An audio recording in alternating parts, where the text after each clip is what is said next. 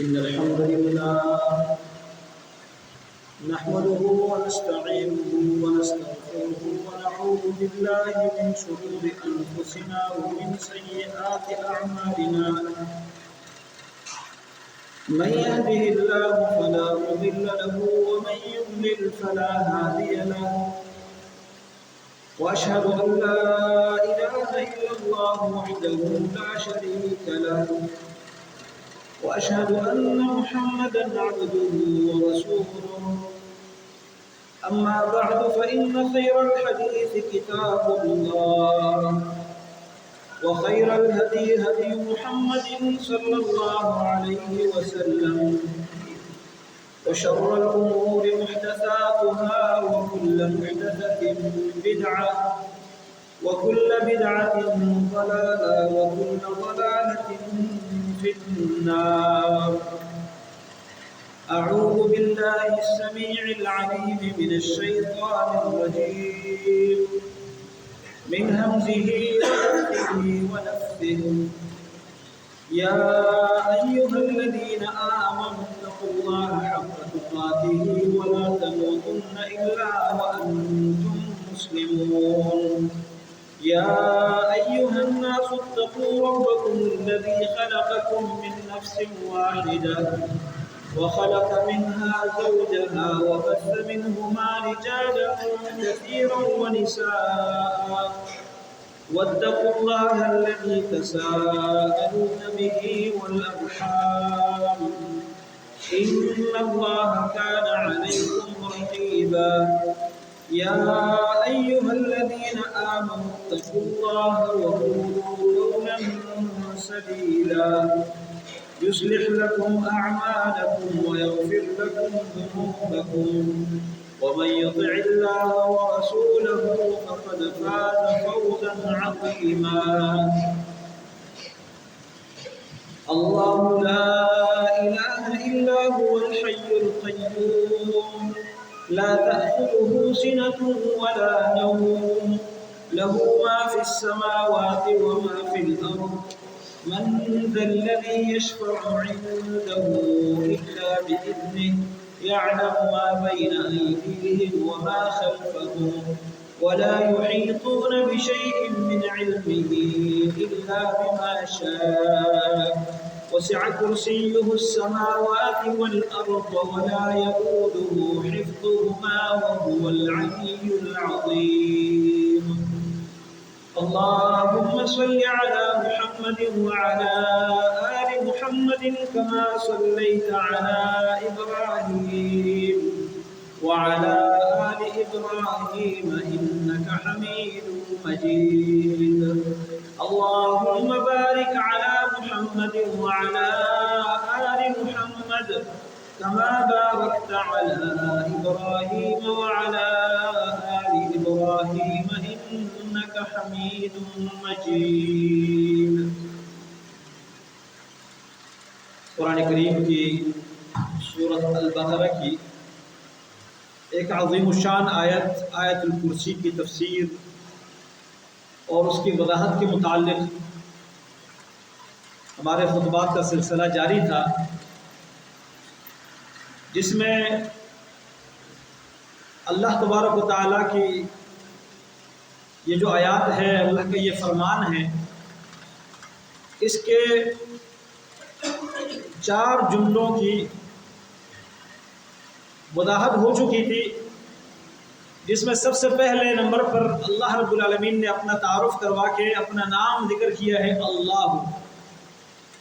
دوسرے نمبر پر اس اللہ کا تعارف اور پہچان کروانے کے لیے جو تمام انبیاء کی بعثت کا اصل مقصد ہے، عقیدہ توحید اور عبادت کا حقدار صرف اس ایک اللہ کو ماننا اور سمجھنا اور اسی ایک اللہ کی عبادت کرنا، وہ جملہ ہے لا الہ الا ہو، کہ کوئی عبادت کا حقدار نہیں سوائے اس اللہ کے.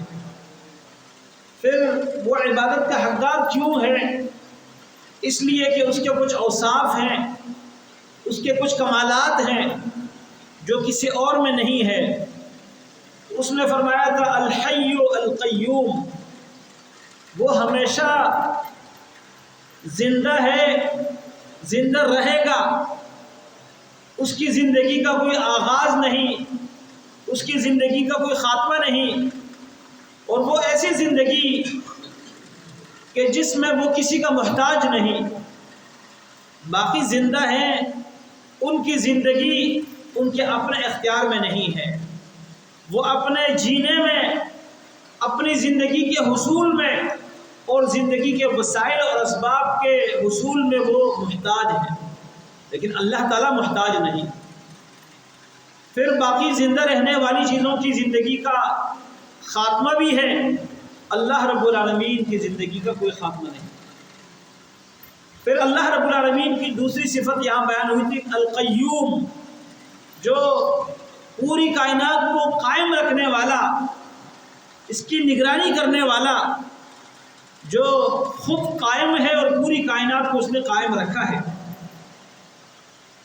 اس کے بعد اس بات کی ایک اور دلیل یہاں ذکر کی جا رہی ہے کہ وہ اکیلے ہی عبادت کا حقدار کیوں ہے، کسی اور کی عبادت کیوں نہیں ہونی چاہیے؟ اس لیے کہ اللہ رب العالمین کی صفت ہے لا تأخذہ سنۃ ولا نوم۔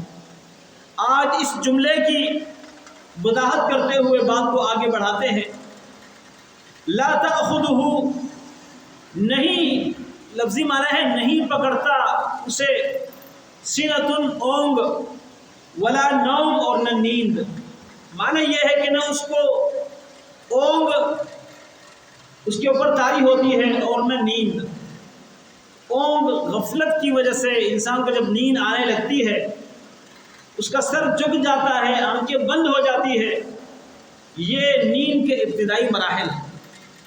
اس کے بعد نیند، یہ غفلت کا دوسرا مرحلہ ہے۔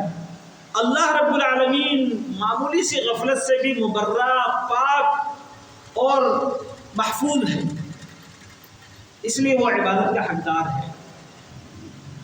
یہاں اگر یہ کہہ دیا جاتا لا تأخذہ نوم، اس کو نیند نہیں آتی، تو اونگ کا لفظ اس میں خود بخود داخل تھا، لیکن یہاں تاکید مطلوب ہے کہ اللہ رب العالمین ایسی ذات ہے کہ نیند آنا تو دور کی بات ہے، اس کو تو اونگ بھی نہیں آتی۔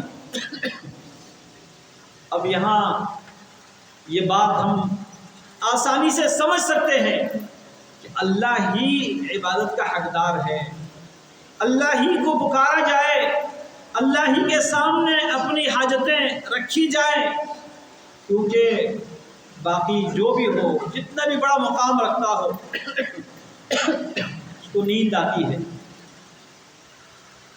انبیاء ہیں، اولیاء کرام ہیں، لوگ سمجھتے ہیں ہم کسی بزرگ کو اپنی مصیبت، مشکل میں، پریشانی میں پکاریں گے، وہ ہماری پکار سن لیں گے۔ اگر اس کو نیند آئی ہو، وہ اونگ رہا ہو، کیسے سنیں گے؟ سویا ہوا ہو، کیسے سنیں گے؟ کچھ لوگوں کا خیال یہ ہے کہ قبر میں کوئی مدفون بزرگ، اس سے اگر ہم اپنی حاجت مانگ لیں، مشکل کشائی کے لیے ہم اس کو پکاریں، تو وہ ہماری پکار سن لے گا۔ قبر میں جانے سے پہلے اس دنیا میں کسی بزرگ کو آپ اگر اس پائے کا ولی سمجھتے ہیں اور حقیقت میں وہ اللہ کا ولی بھی ہو، آپ ذرا اس کی ٹانگیں دباتے دباتے بات شروع کر لیں، اس کو نیند آئی، آنکھیں بند ہو گئی، سر جھک گیا، اونگ آ رہی ہے، آپ کی بات وہ کاٹ کے کہے گا آپ کیا کہہ رہے تھے؟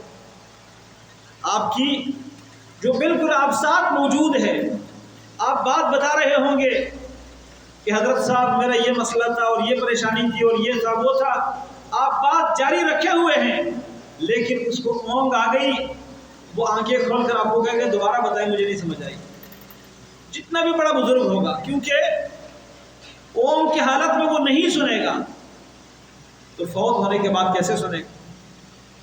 اللہ تعالیٰ ایسی ذات ہے جو ان تمام نقائص سے پاک ہے، مبرہ ہے، اور اس صفت میں اس کا کوئی شریک نہیں، صرف وہی ذات ہے جس کو نیند نہیں آتی، جس کو اونگ نہیں آتی، جس پر غفلت طاری نہیں ہوتی، اس لیے کس سے مانگنا چاہیے؟ اسے ایک اللہ سے مانگنا چاہیے۔ لوگ سو رہے ہوتے ہیں، وہ پھر بھی ان پر اپنی حکومت چلا رہا ہوتا ہے۔ لوگ سو رہے ہوتے ہیں، وہ پھر بھی ان کی حفاظت کر رہا ہوتا ہے۔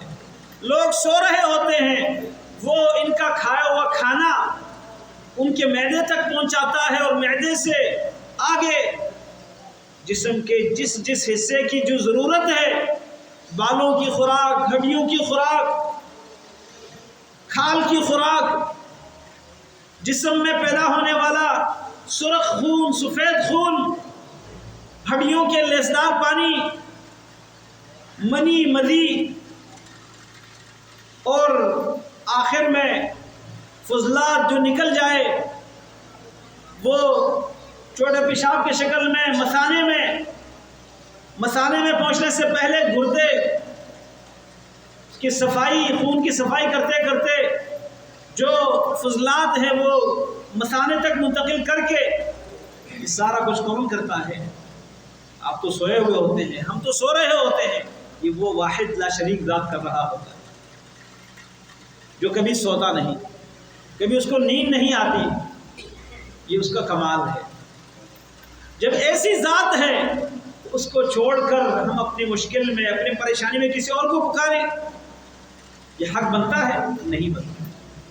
اس لیے لا تأخذہ سنۃ ولا نوم، اس کے علاوہ جتنی بھی ہستیاں ہیں، اچھا سوتے وقت انسان کچھ چیزوں کو نہیں سمجھتا، اس کو آواز دی جائے وہ نہیں سنتا، اس کو ٹائم کا نہیں پتہ چلتا۔ ہمارے پیارے نبی محمد رسول اللہ صلی اللہ علیہ وسلم رات سفر میں تھے، ایک جہاد سے واپس آ رہے تھے۔ مدینہ پہنچنے سے کچھ پہلے رات کا آخری حصہ ہے، صحابہ کرام تھکاوٹ کی وجہ سے چور، کہنے لگے اللہ کے نبی صلی اللہ علیہ وسلم پر تھوڑا آرام کر لیا جائے۔ آپ نے فرمایا آرام تو کر لیں گے، لیکن فجر کی نماز کی چوکیداری کون کرے گا؟ ہمیں نماز کے لیے کون اٹھائے گا؟ صحیح بخاری کی حدیث ہے۔ آپ صلی اللہ علیہ وسلم کے شیدائی مؤذن بلال رضی اللہ عنہ نے کہا اللہ کے نبی صلی اللہ علیہ وسلم یہ خدمت میں انجام دوں گا، میں نماز کے لیے جگا دوں گا، آپ آرام فرمائیے۔ اللہ کے رسول صلی اللہ علیہ وسلم نے بھی ٹیک لگا دی، صحابہ کرام بھی لیٹ گئے۔ اب ہر ایک سفر کی وجہ سے تکا ہوا، اور تکے ہوئے آدمی کو نیند کیسے آتی ہے؟ وہ یہ نہیں دیکھتا کہ یہ زمین پر لیٹا ہوا ہوں یا بستر پر، اور خاص کر رات کے آخری حصے کی جو نیند ہے، بلال رضی اللہ عنہ فرماتے ہیں کہ مسافر ہو اور رات کے آخری پہر اس کو لیٹنے کا موقع ملے، اس نیند سے بڑھ کر کوئی چیز اس کو لذیذ نہیں لگتی۔ کہتے ایسے سو گئے کہ وہ تو سارے سو گئے، میں کچھ دیر تک چوکیداری کرتا رہا، ٹیک لگا کے بیٹھا ہوا تھا۔ کہتے جس ذات نے ان کو سلایا تھا اس ذات نے مجھے بھی سلا دیا، میں بھی سو گیا۔ کہتے سوئے رہے، فجر کی نماز کا وقت آیا، گزر گیا، سورج طلوع ہوا۔ کہتے فما ایقظنا الا حر الشمس، سورج کی تپش ہمارے اوپر پڑی تو ہمیں جاگ آئی۔ اور سب سے پہلے کون جاگا؟ سیدنا عمر بن الخطاب رضی اللہ عنہ کو جاگ آئی۔ جب جاگ آئی تو کہنے لگے انا للہ و انا الیہ راجعون، اللہ اکبر اللہ اکبر۔ پریشان، فجر کی نماز نہیں پڑھی گئی، نماز سے ہم سوئے رہے۔ نماز کے بارے میں بڑے ہی فکر مند ہوتے تھے، ہم تو پرواہ نہیں کرتے نا۔ پوچھا جائے نماز، پڑھتا ہوں، آج فجر نہیں، آج فجر تو نہیں پڑھی، کوئی موڈ ہی خراب نہیں ہوتا، پریشانی ہی نہیں ہوتی کہ نماز نہیں پڑھی۔ اور ان کو جان بوجھ کر نہیں، سوئے رہے، کوشش کے باوجود نہیں اٹھ سکے، پتہ نہیں چل سکا، مؤذن بھی سو گیا ہے، پریشان اتنے انا للہ و انا الیہ راجعون۔ ہمارے ہاں جب فوتگی ہوتی ہے نا، ہم یہ پڑھتے ہیں، تو یہ فوتگی سے بھی بڑا نقصان ہے، بڑی مصیبت ہے کہ نماز وقت نکل گیا اور ہم نماز نہ پڑھ سکے۔ رسول اللہ صلی اللہ علیہ وسلم کے متعلق صحابہ کرام بڑے ادب کا خیال رکھتے تھے۔ آپ صلی اللہ علیہ وسلم جب سو جاتے کوئی آپ صلی اللہ علیہ وسلم کو جگانے کی ہمت نہ کرتا، کیونکہ صحابہ کرام کہتے ہیں میں نہیں پتا، شاید خواب میں آپ پر کوئی وحی نازل ہو رہی ہو، آپ کو جگانے کی ہمت نہیں کر رہے۔ لیکن آپ صلی اللہ علیہ وسلم نے جب عمر کی آواز سنی اللہ اکبر انا للہ و انا الیہ راجعون، ان آوازوں سے آپ صلی اللہ علیہ وسلم کی آنکھ کھل گئی۔ آپ نے دیکھا صحابہ کرام پریشان، نماز کا وقت گزر گیا، نماز نہیں پڑھ سکے۔ آپ صلی اللہ علیہ وسلم نے فرمایا پریشان ہونے کی ضرورت نہیں ہے، اس میں تمہارا قصور نہیں ہے، اس میں کوتاہی تمہاری نہیں ہے، اس لیے کہ اللہ رب العالمین نے آپ کی روحوں کو لے لیا تھا، جب اس نے چاہا لوٹا دیا۔ یہ بے اختیار تمہاری نماز لیٹ ہو گئی، اصل کوتاہی، اصل گناہ اور قصور ان کا ہوتا ہے جو جاگ رہا ہو، نماز کا ٹائم آئے اور نہ پڑھے، جان بوجھ کر نماز لیٹ کرنا۔ اور یہ جو مسئلہ ہوا اس میں آپ معذور ہیں، آپ پر گناہ نہیں۔ پھر آپ صلی اللہ علیہ وسلم نے صحابہ کرام سے کہا یہاں سے آگے چلو، اس وادی میں ہمیں شیطان کی غفلت نے گھیر لیا تھا، آگے چلے گئے۔ آپ صلی اللہ علیہ وسلم نے وضو کرنے کے لیے کہا، اب وضو کرنے کے لیے پانی نہیں ہے، فرمایا تیمم کرو۔ تیمم کر کے بلال رضی اللہ عنہ نے اذان دی، تمام صحابہ کرام نے فجر کی سنتیں پڑھ لی۔ سورج طلوع ہونے کے بعد اس کے بعد آپ صلی اللہ علیہ وسلم آگے بڑھے، بلال رضی اللہ عنہ نے اقامت کہی، نبی علیہ السلام نے فجر کی نماز جس طرح عام دنوں میں جہر کے ساتھ قرأت کرتے ہوئے پڑھاتے تھے اسی طرح فجر کی نماز پڑھائی، اور نماز سے فارغ ہوئے دیکھا ایک آدمی سائڈ پر بیٹھا ہوا ہے، نماز اس نے نہیں پڑھی۔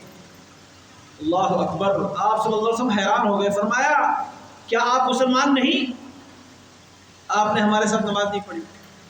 یہ بڑا اہم سوال ہے یہ کہ کوئی آدمی نماز کا وقت ہو، مسلمان نماز پڑھ رہے ہوں اور یہ سائڈ پر بیٹھا ہوا نماز نہ پڑھے، اس کے بارے میں کیا سوال اٹھتا ہے ذہن میں؟ یہ مسلمان نہیں ہو سکتا۔ اور ہم کتنے لوگ نماز کے وقت محلے میں موجود، علاقے میں موجود، بازاروں میں موجود، مسجد کے آس پاس موجود، گھروں میں موجود، نماز نہیں پڑھتے، اور کوئی ہمارے ذہن میں سوال نہیں تھا کہ ہم مسلمان بھی ہیں یا نہیں۔ فرمایا آپ مسلمان نہیں ہیں؟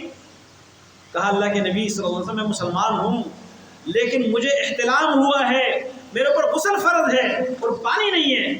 آپ صلی اللہ علیہ وسلم نے فرمایا آپ کو تیمم کرنا چاہیے، جس طرح وضو کی جگہ یہ تیمم قائم مقام ہے، اسی طرح غسل کی جگہ بھی یہ قائم مقام ہے، لیکن جب آپ کو بعد میں پانی ملے آپ کو غسل کرنا چاہیے۔ اس کے بعد آپ صلی اللہ علیہ وسلم آگے بڑھتے ہیں، صحابہ کرام کہتے ہیں ہمیں پیاس لگی ہے، پانی نہیں ہے۔ آپ نے کہا بیٹھ جاؤ۔ علی رضی اللہ عنہ اور مقداد ابن اسود رضی اللہ عنہ دونوں کو کہا کہ جاؤ پانی تلاش کر کے آؤ۔ یہ دونوں نکلے، چلتے رہے، راستے میں ایک عورت ایک اونٹ کے اوپر بیٹھی ہوئی ہے، ایک مشکیزہ آگے رکھا ہے اور دوسرا پیچھے، بیچ میں بیٹھی ہوئی ہے، یا دونوں سائڈوں پر مشکیزیں لٹک رہے ہیں اور اوپر یہ بیچ میں بیٹھی ہوئی ہے۔ انہوں نے پوچھا کہ یہ پانی تم کہاں سے لے کر آ رہی ہو؟ وہ خاتون بڑی سمجھدار تھی، اس نے کہا یہ پانی جہاں سے میں لے کر آ رہی ہوں، میں کل اس ٹائم وہاں پر تھی، گزشتہ کل میں اس پانی کی جگہ پر تھی اور وہاں سے نکلتے نکلتے آج میں یہاں پہنچی ہوں، اور جو میرے قوم کے لوگ ہیں وہ پیچھے آ رہے ہیں۔ یہ بھی اس نے سمجھداری کی بات، میرے قوم کے لوگ پیچھے آ رہے ہیں تاکہ ان کو کوئی پتہ نہیں تھا کہ یہ کون ہے، کوئی مجھے نقصان نہ پہنچائے۔ کہا میری قوم کے لوگ پیچھے آ رہے ہیں۔ انہوں نے کہا جب کل وہاں سے تم نکلی ہو اور یہاں پہنچی ہو، وہاں پہنچنے میں تو ہمارا قافلہ پتہ نہیں کہاں تک پہنچے گا، یا پیاس سے مر جائے گا، کہا ہمارے ساتھ چلو۔ اس نے کہا کہاں چلوں؟ انہوں نے کہا کہ نبی علیہ السلام کے پاس۔ اس نے کہا یہ جو صابی ہے اس کے پاس، عرب لوگ جو باپ دادا کا دین چھوڑ کے کسی نئے دین کو اختیار کرتے اس کو صابی کہتے تھے۔ محمد رسول اللہ صلی اللہ علیہ وسلم پر ایمان لانے والوں کو عرب کے لوگ صابی کہتے تھے، صابی۔ اس خاتون نے کہا کہ صابی کے پاس چلو، انہوں نے کہا جو تم سمجھو ہمارے ساتھ نکلو۔ اس خاتون کو ساتھ لے کر گئے، نبی علیہ السلام نے فرمایا اس کے مشکیزیں اتارو، وہ پانی کے مشکیزیں اتار دیے گئے۔ رسول اللہ صلی اللہ علیہ وسلم نے ایک برتن منگوایا اور لوگوں سے کہا کہ آؤ جس کے پاس جو برتن ہے، جو بوتل ہے، جو مشکیزہ ہے وہ لے آؤ۔ آپ صلی اللہ علیہ وسلم نے اس مشکیزے کا جو تسمہ تھا، اوپر والا تسمہ جیسے ناڑا ڈالا جاتا ہے، وہ تسمہ ڈھیلا کر دیا، پورا نہیں کھولا، اور جو دوسرا دھاگا اس کے اوپر باندھا ہوا تھا اس کو کھول دیا تاکہ پانی پورا ایک ساتھ نہ نکلے۔ کھلا برتن تھا، اس میں ڈالنے کے لیے اگر پورا ڈالتے تو شاید پانی گر جاتا باہر۔ اس برتن میں پانی ڈالا، لوگوں سے کہا آؤ پانی لے لو۔ لوگوں نے اپنے برتن بھر لیے، جانوروں کو پلایا، خود پیا۔ اس کے بعد وہ جو آدمی بیٹھا ہوا تھا الگ، اس سے کہا یہ پانی لے جاؤ کسی برتن میں اور جاؤ غسل کر کے اپنے اوپر یہ پانی ڈال کے آ جاؤ۔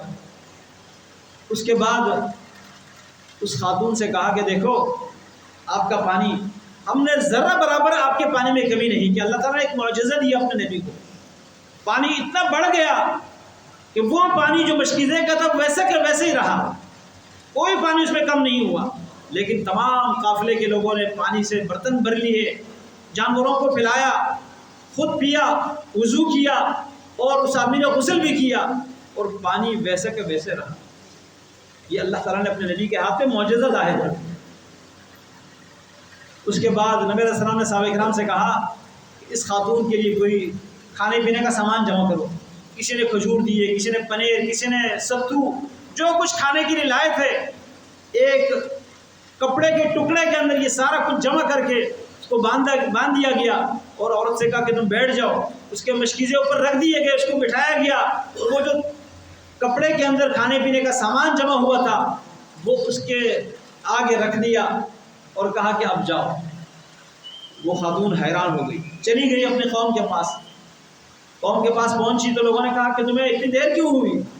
اس نے کہا مت پوچھو، ایک بہت بڑا جادوگر ہے جس کے پاس مجھے لے جایا گیا۔ وہ ساری داستان اس نے بتا دی، اور میں تمہیں بتاتی ہوں کہ یہ بہت بڑا جادوگر ہے یا اللہ کا سچا رسول ہے، لیکن میں سمجھتی ہوں کہ اگر تم اپنی بھلا چاہتے ہو تو اس آدمی پر ایمان لے آؤ۔ لوگوں نے کہا کہ نہیں کوئی جادوگر ہوگا۔ بہرحال رسول اللہ صلی اللہ علیہ وسلم بھی ایسے احسان کا قدر کرنے والے، احسان کی قدر کرنے والے ہیں کہ آپ صلی اللہ علیہ وسلم بعد میں جہادی دستے بھیجتے تھے۔ اس بستی، جس بستی میں یہ خاتون رہتی تھی، اس کے آس پاس کے بستیوں پر حملہ آور ہوتے تھے، لیکن نبی علیہ السلام نے اس علاقے کو چھوڑا۔ اس خاتون نے لوگوں کو کہا کہ لوگوں میں سمجھتی ہوں کہ یہ بستی جس کو چھوڑا جا رہا ہے، آس پاس حملے ہوتے ہیں، ہم پر نہیں ہوتے، یہ میری اس احسان کی وجہ سے ہم پر حملے نہیں ہوتے، لہذا تم ایمان لے آؤ، اسی میں تمہاری بلا ہے۔ وہ سارے لوگ مسلمان ہوتے ہیں۔ صحیح بخاری کے اندر یہ واقعہ موجود ہے۔ اللہ کے پیارے نبی صلی اللہ علیہ وسلم کو ایسی نیند آئی کہ نماز کا ٹائم گزر گیا لیکن آپ کو پتہ نہ چلا۔ یہ نیند ایک عاجزی کی علامت ہے، اور جو عاجز ہوتا ہے وہ اس قابل نہیں کہ وہ معبود بنے۔ جو بے بس ہوتا ہے، جس پر غفلت طاری ہوتی ہے، وہ اس قابل نہیں کہ اس کو مشکل وقت میں اپنی مدد کے لیے پکارا جائے، اس سے دعا مانگی جائے، بلکہ وہ خود کسی کا محتاج ہوتا ہے۔ اس لیے اللہ تعالیٰ نے اپنی صفت بیان کی ہے، لا تأخذہ سنۃ ولا نوم، نہ اس کو اونگ آتی ہے نہ نیند آتی ہے۔ جب وہ ایسی ذات ہے کہ ذرہ برابر اس کو نیند نہیں آتی، اور باقیوں کو سلاتا وہی ہے۔ اللہ یتوفی الانفس حین موتها والتی لم تمت فی منامها۔ اللہ تعالیٰ وہ ذات ہے یتوفی الانفس، جو لوگوں کو وفات کر دیتا ہے، حین موتہا، ان کے وفات کے وقت، واللتی لم تمت، اور جن کے وفات کا وقت نہیں آیا ان کو اللہ فوت کر دیتا ہے فی منامہا، ان کے نیند کی حالت میں۔ یہ نیند بھی موت کی طرح ہے، اسی لیے جنت کے بارے میں یہ کہا جاتا ہے کہ جنت میں نیند نہیں ہوگی، کیونکہ جنت میں موت نہیں ہے، اور یہ موت نیند کی طرح، نیند جو ہے یہ موت کی طرح ہے، لہٰذا جنت میں نیند بھی نہیں ہوگی۔ لیکن دنیا میں نیند ایک نعمت ہے، اور یہ نعمت کون دیتا ہے؟ جو خود نہیں سوتا۔ ساری دنیا سو جاتی ہے، وہ نگرانی کر رہا ہوتا ہے، اور اس سے ہمیں کیا معلوم ہوتا ہے؟ جب اس کو نیند نہیں آتی، اونگ نہیں آتی، تو وہ ذرہ برابر ہم سے غافل نہیں ہوتا، لہذا ہم اس سے کیوں غافل ہوں؟ اس سے ہم کیوں غافل ہو؟ جب ہم گناہ کرتے ہیں ہم یہ سمجھتے ہیں کہ کسی دیکھنے والے نے مجھے نہیں دیکھا، لیکن اس آنکھ نے دیکھا جس کو کبھی نیند نہیں آتی۔ اللہ اکبر، کیا خوب کہا ہے علامہ قحطانی رحمہ اللہ نے اپنے قصیدے میں، کہتے ہیں وَإِذَا خَلَوْتَ بِرِيبَةٍ فِي ظُلْمَةٍ وَالنَّفْسُ دَاعِيَةٌ إِلَى الْعِصْيَانِ، وَإِذَا خَلَوْتَ بِرِيبَةٍ فِي ظُلْمَةٍ وَالنَّفْسُ دَاعِيَةٌ إِلَى الْعِصْيَانِ، کہتے ہیں کہ جب آپ کا نفس تنہائی میں آپ کو کسی گناہ کی طرف بلائے، اندھیرے میں کسی گناہ کی دعوت دے، اور نفس کسی گناہ کے ساتھ تنہائی کا موقع ملے اور تیرا نفس بھی تجھے بھڑکائے اور دعوت دے کہ یہ کرو، تو کیا کہنا؟ کہتے ہیں اس وقت ایک اہم آنکھ، جس آنکھ کے سامنے آپ کی بہت بڑی اہمیت ہے، اور اس ذات کو اگر آپ اہم سمجھتے ہیں تو کیا کرنا چاہیے؟ تو کہتے ہیں پھر اس ذات کی نظر سے فاحذر من نظر الہی، کہتے ہیں اللہ رب العالمین کے نگاہ سے ڈر جاؤ، اور اس نفس سے کہہ دو ان الذی خلق الظلام یرانی، میں تو اندھیروں میں گناہ کرتا ہوں، لیکن اندھیرے بھی جس نے پیدا کیے ہیں وہ تو مجھے دیکھ رہا ہے۔ ان اندھیروں کی وجہ سے لوگ تو نہیں دیکھ رہے، لیکن جس نے اندھیروں کو پیدا کیا وہ تو مجھے دیکھ رہا ہے۔ جب ہمیں اس بات پر یقین ہوگا کہ وہ اللہ نہ سوتا ہے، نہ اس کو نیند آتی ہے، نہ اونگ آتی ہے، تو پھر ہمیں ذرا برابر اس سے غافل نہیں ہونا چاہیے۔ اس کی نگرانی ہمیشہ ہم پر قائم رہتی ہے، اس کی نگرانی سے ڈرتے ہوئے ہمیں اپنے گناہوں کو چھوڑنا چاہیے، اس کی نافرمانیوں سے بچنا چاہیے۔ کوئی دیکھے یا نہ دیکھے، وہ ذات ہمیں ہمیشہ دیکھ رہا ہوتا ہے، وہ رب ہمیں دیکھ رہا ہوتا ہے۔ اس رب کے دیکھنے کا خیال رکھتے ہوئے، اس کی لاج رکھتے ہوئے ہمیں اس کی نافرمانیوں سے بچنا چاہیے۔ لا تأخذہ سنۃ ولا نوم، اس کو نہ اونگ آتی ہے نہ نیند آتی ہے۔ جب وہ اس غفلت سے، اس عاجزی سے، بے بسی سے مبرہ اور پاک ہے، تو وہ ذات عبادت کے حقدار ذات ہے، اس کے ساتھ اس صفت میں کوئی شریک نہیں۔ اسی لیے اللہ لا الہ الا ہو، اللہ ایک اکیلے ذات ہے جس کے علاوہ کوئی عبادت کا حقدار نہیں، وہی اکیلے عبادت کا حقدار رب ہے، اسی کی عبادت کرنی چاہیے، اسی سے مانگنا چاہیے، اسی سے ڈرنا چاہیے، اسی سے امید رکھنی چاہیے۔ اللہ تعالی ہمیں عقیدہ توحید سمجھنے اور توحید کا عقیدہ اختیار کرنے کی توفیق عطا فرمائے۔ اقول قولی ھذا واستغفر اللہ۔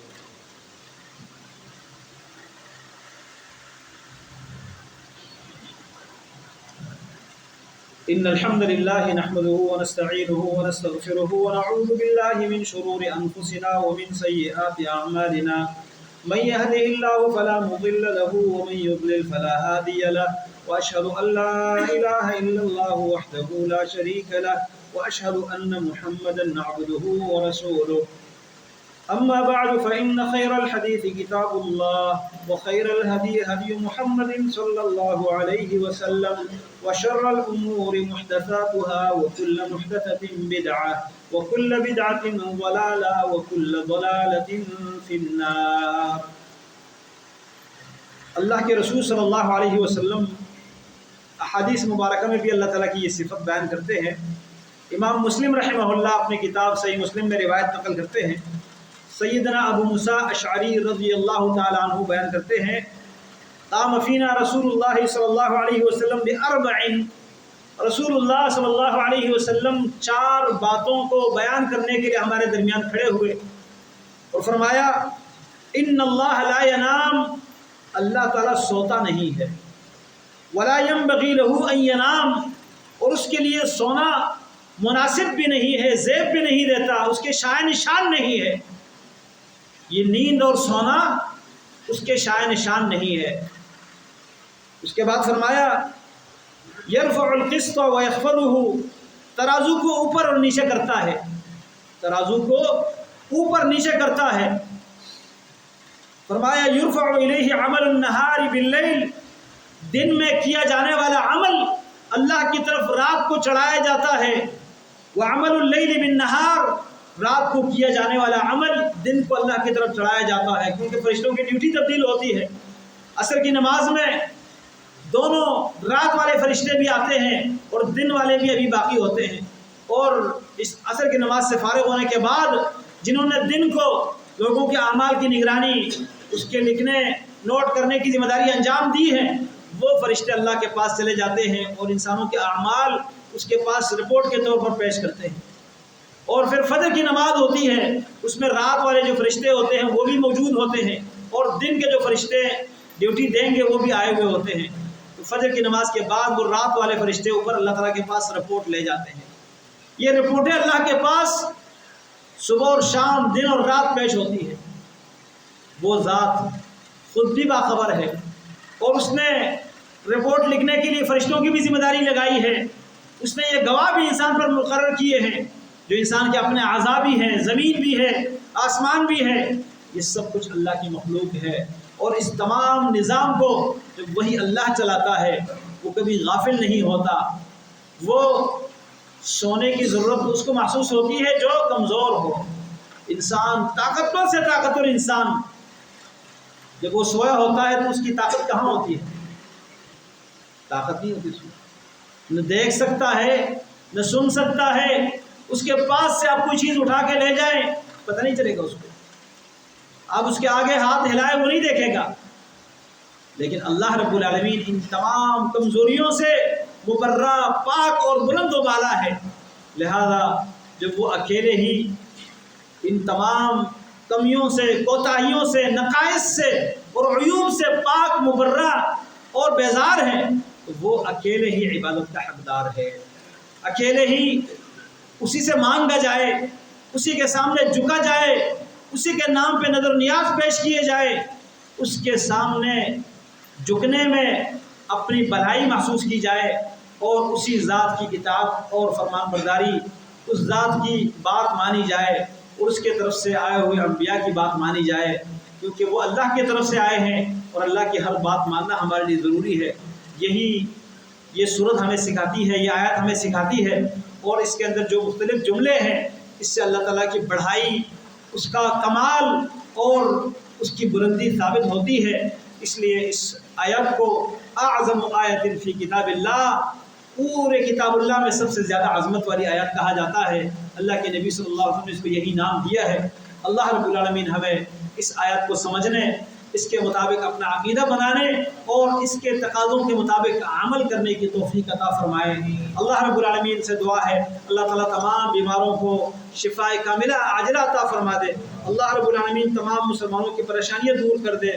جو مسلمان کسی بھی پریشانی میں مبتلا ہے اللہ رب العالمین تمام کی پریشانیاں دور کر دے۔ اللہ رب العالمین تمام مسلمان فوت شدگان کی مغفرت فرمائے۔